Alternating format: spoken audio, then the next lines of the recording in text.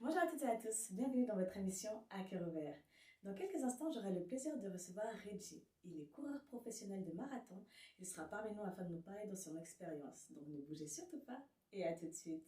Je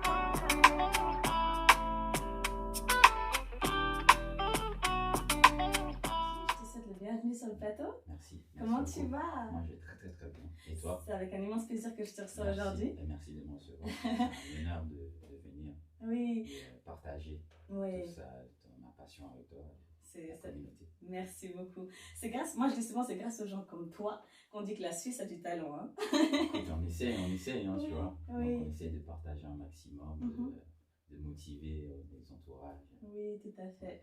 Alors, pour tous ceux qui ne te connaissent peut-être pas encore, tu es coureur professionnel de marathon. Exact. Donc, professionnel de course de fond, hein, on peut Coureur le dire. de fond, voilà. Coureur de fond. Ok. J'ai lu pour la petite histoire que ça venait de l'époque 490 avant Jésus-Christ. Exactement, c'est parti du messager Philippides. Oui. Ouais, il a apporté la nouvelle comme quoi que les Grecs, ils avaient vaincu les Perses. Les Perses, exactement. Et, il a parcouru la distance environ, qui était à l'époque d'une quarantaine de kilomètres de marathon à Athènes. Ouais. Donc, quand il est arrivé, il a annoncé son message et le soir précédent, du moins suivant son arrivée, il est décédé de l'effort parce que c'était à l'époque et tout un effort considérable. Considérable. Donc du coup, c'est depuis là que vient le mot marathon. Marathon. C'est incroyable, hein, c'est important quand même au niveau de l'histoire de savoir d'où ça vient. Hein. Exact. Et est-ce qu'on peut dire que pour toi, justement, c'est une passion? Oui, c'est une passion. Tu vois, je ne m'attendais pas que tu savais cette pas histoire.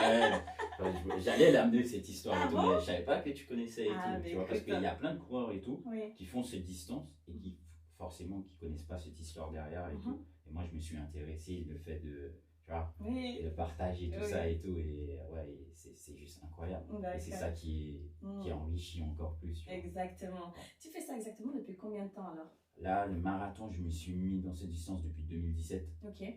Et la course à pied en soi depuis 2014 et 2015, vraiment, je suis vraiment entré sérieusement. D'accord. D'où je cours avec le Stade de Genève. Le Stade Genève. Donc, puis voilà. Ok.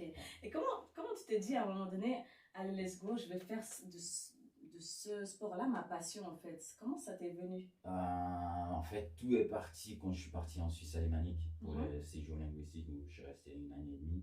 Et puis tous les mercredis, parce qu'à la base, moi je faisais du basket. Donc du coup, j'ai arrêté en deuxième ligue à Berne. D'accord. Et après, du coup, tous les mercredis avec mes voisins, les entourages, les amis, on allait faire une petite course. Donc c'était 5-7 kills. Je ne connaissais pas du tout les distances marathon, semi-marathon et tout. Je courais et à la fin j'étais épuisé, je disais c'était quoi ça et tout parce que je n'étais pas habitué. Et puis après est venue l'armée et l'armée c'était assez intense parce que j'étais au niveau élite dans les Grenadiers. Donc du coup on se levait toujours très tôt pour aller courir 5 km et après vu que j'ai fait presque quasi une année presque d'armée entre le recrutement et l'école de sous-officiers et ensuite les paiements de galon. Donc du coup le sport est resté et après par la suite je m'étais inscrit en 2013-2014 ma première course du coup à la maison du coup à Genève Marathon. Genève Marathon je me suis inscrit l'histoire la veille, la course c'était le dimanche matin et le samedi j'allais encore courir des petites distances, tu vois. C'était pas un gros entraînement. Ouais, pas un gros entraînement. Je savais pas du tout niveau gestion des efforts, qu'est-ce qu'il fallait faire, qu'est-ce qu'il fallait pas faire. T'as dû morfler. Ouais, c'est bien passé, mais j'ai morflé. J'ai survécu, comme on dit. Tu vois, j'ai réussi à terminer ma course, j'ai obtenu ma première médaille. Et puis, du coup, à partir de là, c'est monté crescendo, tu vois. Et là, vraiment, 2014-2015, c'est là où je me suis vraiment mis sérieusement. D'accord. Et puis, en parallèle, je travaille aussi à côté. Oui. Mais c'est vrai que moi, je me considère comme un amateur, mais c'est vrai que les entraînements que je fais et tout, c'est du pro. Ouais, c'est du pro. Parce que j'en vois quand même 6 entraînements sur 7 depuis l'année passée. Vraiment là où je suis vraiment intense. D'accord. D'accord. Ok. C'est quoi un bon entraînement pour toi? Un bon entraînement pour moi. Un bon entraînement. Qu'est-ce qu'il faut exactement? La préparation déjà, c'est 2 mois minimum. Donc en moyenne, c'est 3 mois, 3 à 4 mois de préparation. Donc du coup, les entraînements, on essaie de placer un entraînement d'endurance, type longue, c'est toujours en fin de semaine, ça c'est soit le samedi ou le dimanche. Et puis 2 séances de qualité qui va être des séances de fractionné. D'accord. Donc intense, courte mais intense.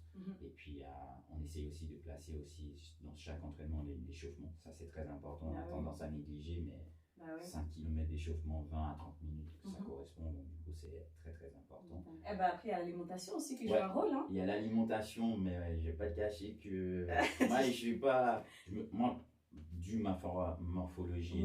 C'est comme les Kenyans. Là tu vois j'ai perdu du poids et tout parce que j'ai fait depuis l'année passée et tout pour mon dernier marathon, c'était à Tokyo.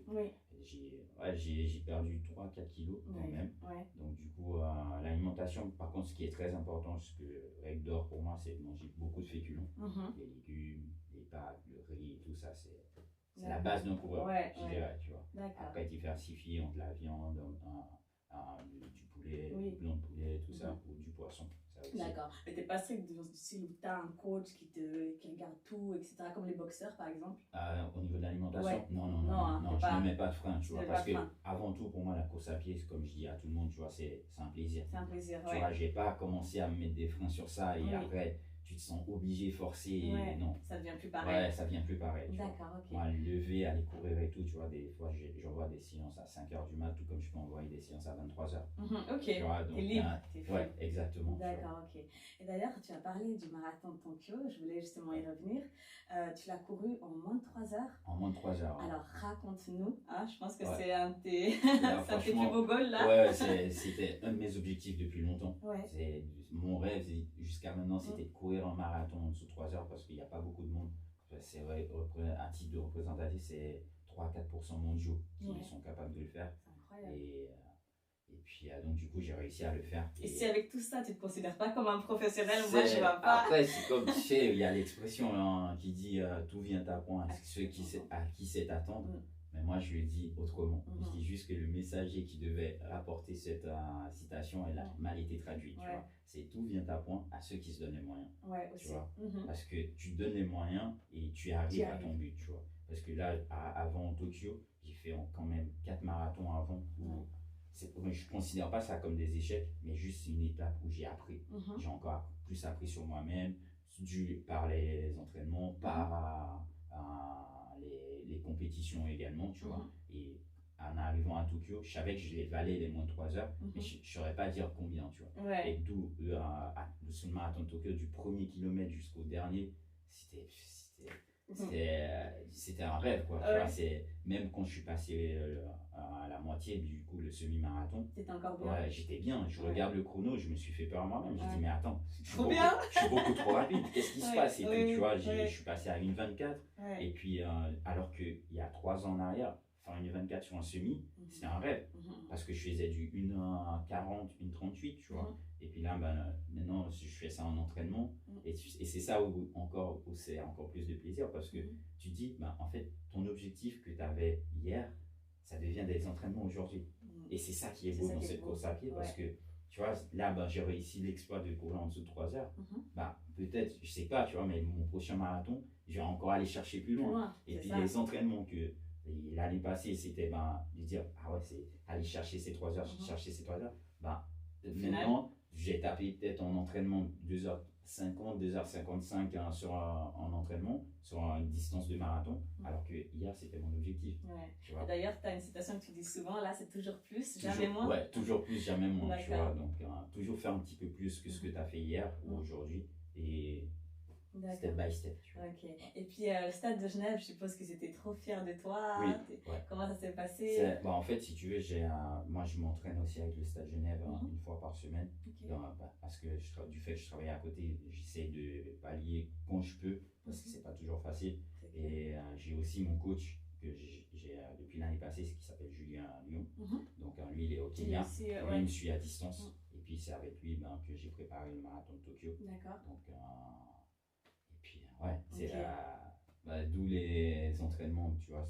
Des fois, je fais 7 jours sur 7 les entraînements, donc des fois 6 entraînements sur 7. Et puis, il y a un suivi quotidien, tu vois. Donc, du coup, chaque semaine, j'ai communication avec mon coach, malgré la distance. Et puis, puis, il est présent. Ouais, il est Ça, présent. c'est cool. Ouais. Ok, d'accord. Et comment on vous contacte au niveau des marathons? Comment ça se passe en Bah, fait? genre par exemple au marathon, moi c'est moi qui choisis. Tu choisis, Ouais, tu t'inscris? ouais, je m'inscris. Ok. Parce que les courses, bah, en fait, pour pas tout le monde sache, mais quand tu t'inscris à une course, c'est payant, tu vois. D'accord. Ouais, c'est pas gratuit. Ah, ok, Tu vois, moi je savais pas. Bah, tu vois, c'est important ça. c'est payant, tu vois. D'accord. Après, c'est genre par exemple, il y a 6 grands majors marathons, Oui. dont Londres, Berlin, J'ai Tokyo. vu Russie aussi? Non. Je croyais aussi. Non, pas encore. D'accord. Chicago, New York, Boston. Boston, c'est le plus vieux des marathons. Ouais. Et puis, ces 6 grands majeurs marathons, D'accord. pas tout le monde peut les faire, dans le sens que il faut, bah, par exemple pour Tokyo, comme moi je l'ai fait, c'est pas via une loterie. Ok. Tu t'inscris, après si tu es sélectionné, bah, tant mieux, tu vois. Il y a quand même une sélection. Ouais, il y a une sélection déjà, c'est pas par, si tu as le temps, genre par exemple pour Tokyo, quand j'avais regardé il y a 2 ans, c'était pour tout le monde, peu importe que tu as 40, tu as 50, tu as 20 ans, il faut faire moins de 2h44, 2h48. Wow. Ce qui est très très dur, tu vois. Donc pas tout le monde peut le faire et tout. Donc du coup, bah, quand je me suis inscrit l'année passée via la loterie et que j'ai décroché ça, j'étais super content. Je dis c'est le moment ou jamais, tu vois, c'est le rêve du... Et vu que j'ai déjà entamé ce processus de major, qui est un de mes goals, de finir les 6 marathons, parce que tu obtiens une médaille que pas tout le monde a. Ah ouais, quand même, c'est la finalité. Ouais, en Suisse, je crois qu'ils doivent être, à l'époque quand j'avais regardé, ils étaient 800. Et là, je pense ils doivent être 1000, tu vois, pas plus. T'imagines sur 8 millions d'habitants, 9 millions presque, c'est pas beaucoup.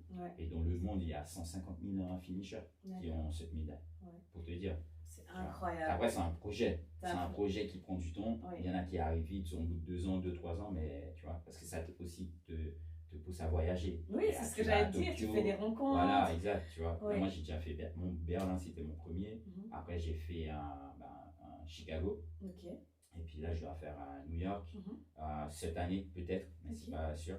Et j'ai fait Tokyo début de cette année. T'as commencé fort, hein, 2024. Ouais, 2024, grâce à mon chrono sur Tokyo, les 2h50, du coup, j'ai pu obtenir la qualification pour Boston l'année prochaine. Waouh, et puis, super. C'est comme ça que tu te fais aussi repérer. Exactement. Et j'ai terminé 3e Suisse aussi. C'est incroyable. Donc, du coup, ça, c'était. Tu m'aurais dit ça, genre, il y a 6 mois, j'aurais dit non. Ah, surtout nous, on te suit, on te voit quand même à l'escalade, t'es là, on te suit quand même depuis des années, et puis c'est incroyable comme quoi quand on veut, on peut, hein. Comme tu as dit, il faut se donner les moyens. Il faut se donner les moyens. Et ta famille te soutient dans tes aventures? Oui, beaucoup. C'est important. Famille, tu vois, cette passion aussi, je l'ai aussi partagée aussi avec ma tante. Elle aussi, elle fait partie de mes mentors. Ok, trop bien. Quand j'étais petit, c'est elle un peu aussi qui m'a orienté. Après l'armée, tout ça, tu vois. Parce qu'elle fait aussi de la course à pied. Elle a fait d'ailleurs l'année passée marathon. Marathon du marathon, du coup. À Athènes. D'accord. Donc, du coup, c'est incroyable. Je suis admiratif. C'est incroyable. D'accord. Ok, très bien. Et est-ce que tu penses que tu peux en vivre de cette passion ou pas? Oui et non. Oui et non. Tu vois, c'est parce que dans le sens que pour en vivre, il faut démarcher tous les sponsors. Après, il faut aller dans les camps d'entraînement. Spécifiquement, qui dit camp d'entraînement, c'est pas forcément à Genève que tu vas aller faire, tu vois. Il faut aller en altitude, genre par exemple au Kenya. C'est là où tout le monde va, tu vois, à Itin, tu vois, pour s'entraîner. Et puis après, D'accord. Est-ce qu'actuellement tu es à la recherche de sponsors par Oui. Et autres. D'accord, parce que c'est vrai qu'au niveau des déplacements, ça a des coûts, il faut. Ça a des coûts. L'hôtel, l'hébergement. Tu vois, par exemple, pour Tokyo, c'était tout à ma charge. Tu vois, c'était tout à ma charge. Après, bien sûr, on regarde toujours. Et quand c'est comme ça, fais des annonces, crowdfunding, ce genre de choses, il faut faire, on est là, on va soutenir. Mais c'est vrai. Non, il faut, parce que c'est vrai que, comme on dit, la Suisse a du talent, et puis il faut soutenir aussi les talents locaux, peu importe d'où ils viennent, et c'est important, je trouve, quoi. Donc oui, c'est ça. Est-ce que tu as un mot à dire aux téléspectateurs ou jeunes sportifs qui aimeraient se lancer dans un domaine tel quel? Je dirais tout simplement qu'il ne faut pas se mettre de limites. Toujours, comme je dis, la devise, toujours plus, jamais moins. C'est step by step, tout vient à point à ceux qui se donnent les moyens. Et puis, ne jamais lâcher en fait. Ne pas se mettre de frein. Rien n'est impossible. Il n'y a que là-dedans qu'on met cette barrière en fait. Il ne faut pas se mettre de barrière et puis voilà. Et j'ai envie de te poser une question à cœur ouvert. Quel est ton plus grand rêve, ton ultime rêve? Allez, on va dire ça comme ça. Mon plus grand rêve. Alors là, tu me poses une colle. Alors là, moi, je dirais, c'est de réussir. De réussir dans ma passion le plus possible. Après, franchement, ouais, d'aller le plus loin possible dans ma passion et puis partager le plus possible. Et puis, ouais. Et puis, encore une dernière chose, est-ce que tu as une date? Quelle est ta prochaine date où tu vas courir? Ma prochaine course, hein, c'est Genève Marathon. C'est le week-end du 4-5 mai 2024. D'accord. Donc, n'hésitez pas, ouais. n'hésitez pas à aller là, si je ne me trompe pas, avant-hier, il restait encore que 10 places. Mais là, je crois que c'est sold out. C'est la première fois d'ailleurs que Genève Marathon, c'est sold out sur toutes les compétitions, que ce soit semi, 10 kills ou les courses pour les femmes, 5 kills ou autres. C'est juste incroyable. Donc, comme quoi, ça évolue. Hein. Ça évolue. Hein. Tu vois, après Covid, tout le monde s'est mis dans la course à pied et du coup, c'est. Ah ouais, c'est ça. Parce que si on remarque bien ces dernières années et tout, surtout cette dernière année, quasi toutes les courses qu'il y a en Suisse ou dans d'autres pays, c'est tout sold out. Incroyable. Zurich Marathon dans 2 semaines. Ouais, le 21 avril. J'ai mon frère qui va le faire d'ailleurs. C'est déjà sold out depuis février. Et Genève, maintenant, je pense que c'est sold out. C'est dans moins d'un mois, tu vois. C'est incroyable. C'est incroyable. Ok, je te remercie infiniment d'être venu. Merci beaucoup pour l'invitation encore. À vous tous, n'hésitez pas à aller le suivre sur ces différentes pages. Instagram, tu peux nous le donner? Ouais, Instagram, Reggie-fun running. Voilà. Et puis, allez le suivre, n'hésitez pas à le soutenir. Et à vous tous qui me suivez, n'oubliez pas de vous abonner sur les différentes pages d'Hacker by Sarah Mori, Instagram, Facebook, Snapchat, on est partout. À très bientôt pour une prochaine édition. Ciao, ciao, Reggie. Ciao.